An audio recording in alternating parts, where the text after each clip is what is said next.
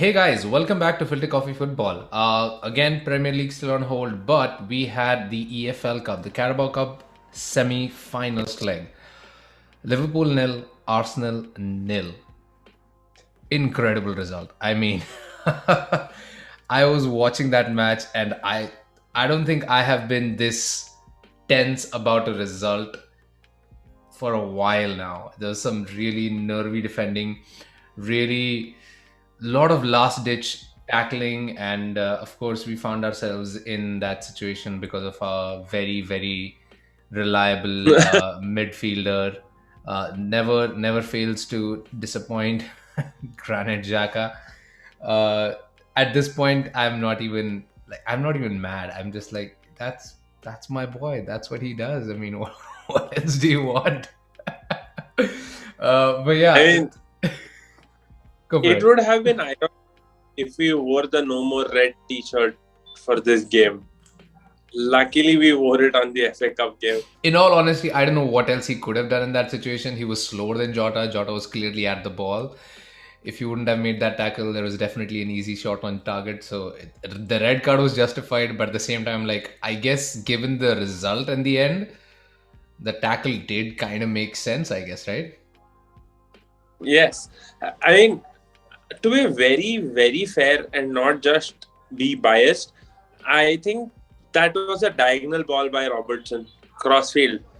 Both of them were looking at the ball and running. I mean, I understand that sometimes it happens in the heat of the moment. I don't think there was any intention to kick Jota or like injure him or whatever. Because nowadays you don't know what's intent and what's not, right? Mm-hmm. And there's this whole thing where the argument doesn't really matter. But I think there was zero malicious intent. This was purely a contact perspective. I mean, both were going for the ball, and Xhaka had to do something to like Yeah. not let the ball go past. Yeah. And unfortunately, he Yeah. thwacked. Yeah, and this was more of a last man tackle red than like a malicious tackle or a reckless tackle red by all means. But good lord, Liverpool must be disappointed. I think the cameraman tried multiple times to like cut to Klopp, and then Klopp, realizing the camera was on him, just kind of calmed down, because you could see right before the camera turns to him, he's like kicking something on the floor, kicking a bottle, or like gesturing in the air. He has to be frustrated.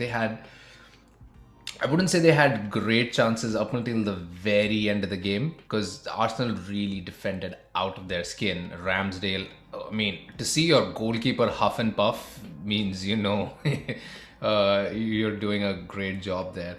But really missed Mane, really missed Salah. They definitely would have put away at least a couple of opportunities that they had, if they had either of those guys on the pitch today. Like, that was just so bad. Like, at the end, he was just basically throwing everything at Arsenal, and just nothing seemed to stick. What do you think Liverpool could have done better to get a result? I think they thought they would score because we were down to 10 men, and they're not as clinical as Liverpool usually are. I understand Salah and Mane make the entire difference to a normal Liverpool side versus a top class Liverpool side, but come on, I mean, you could have scored a goal, and it's supposedly Arsenal, right, who aren't really the best of low block defenders or those who like hold their horses when the chips are down. We've known to like shatter apart when things start going bad. For example, with red cards, Mm-hmm. we've not really been successful after a red, especially if it's quite early in the first half. We got a red somewhere at the 20-minute I mark think it was or like 20. 23 or 24 Yeah. minutes. Yeah. So that's basically 65 minutes with 10 men. And I think that's more than enough time to easily score one goal at least with the talent that they had. Kudos to Ramsdale, Ben White, Tierney, Martinelli, Saka for putting their I skin mean, out. the I could not.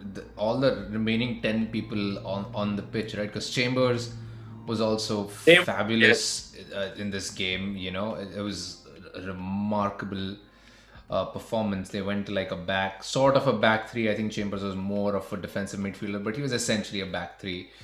And we created some chances. I mean, we could have had a couple of goals ourselves. Saka in some really good positions. The amount of running that the front three did, Lacazette, Saka, and Martinelli, was just unreal. And of course, as a result, we may be looking at a Saka injury, which might rule him out for a few weeks, which is bad because I mean he looked absolutely knackered, around that 70-75 minute mark. He could barely run. He wasn't even tracking back at that point. It was a good decision to sub him off. Maybe should have taken him off a little bit sooner.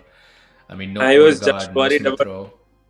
Yeah, I was worried about Tierney too because Tierney was also making quite a lot of runs yesterday. And I mean, you could see the difference why he's the best left back for us. You could see the difference. I mean, Tavares had like 3, 4, 5 good games, but you could see when the chips are down and when you need to tighten up, you have to have players who are more reliable. Yeah. And I kept telling myself all the way through, especially towards the end, don't give away a penalty. Don't give away a penalty. Just remarkable tackling. I hope Arsenal are able to kind of hone into that sort of defensive form on a more consistent basis and not just when they're 10 men down, because that was some of the best defending I have seen them do. And to their credit, I as an Arsenal fan would not have minded if they were, into time wasting, if they tried to, just fall on the field and cry out for help, the typical spiel. I don't think anybody would have complained. But they really didn't do that. Every time they had the ball, they had the intent to go forward. They tried to, get a man out if they could. If not, they'd make a long clearance instead of, just hoofing the ball out for a throw in or something.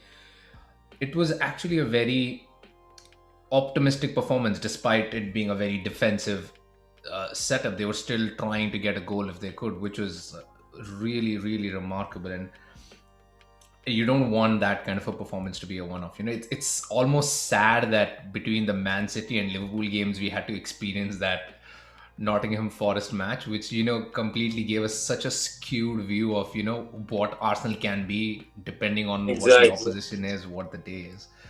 But yeah, second leg, still very bad position because we don't have another midfielder right now. Lokonga is the only real out-and-out midfielder we're going to have for this game. Maitland-Niles goes to Roma. By the way, Party. Yeah.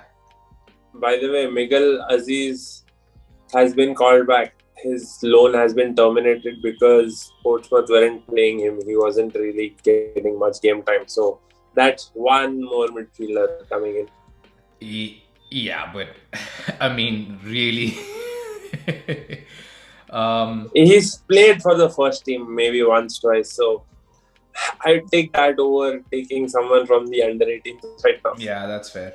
And of course, rumors are brewing about potential Wijnaldum coming in on a loan, but I don't think he's going to be ready or fit enough to be starting for at least a couple of games. If he does, I mean, kudos to him, but I would be surprised if that move gets done, and that soon, even at least, and B, if he's actually going to be ready to play right after as well. So we're definitely going to be a much thinner squad going in. Odegaard and Odegaard should be back. I don't know about Smith Rowe at this point. Tomiyasu's still kind of a maybe, so that's going to be another issue for us to contend. Excuse me, sorry about that. Contend with. And a really, really draining performance overall. So it's the players are going to be struggling for fitness over the next few matches.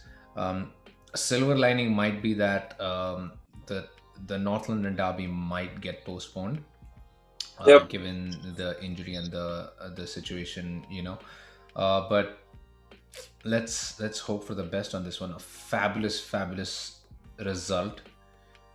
Great performance, like out of the skin of the teeth. Who was your standout player for this match? I can't put one finger. I just can't point one. It's everyone. In all likelihood, it's the 10 of them who just stood up. Stood up. Karthik has spoken. Everyone was the standout player for this game. Great result. Still a long way to go in this fixture. Still a tough road up ahead to make it to the finals. But we will be rooting for the Gunners, and let's see what happens. That was Liverpool versus Arsenal, the first leg 0-0. Thank you so much for joining us. Like, share, subscribe as always. Go onto the channel, watch the other videos that we have uploaded, and yeah, we'll catch you next time, guys. See ya. Yeah.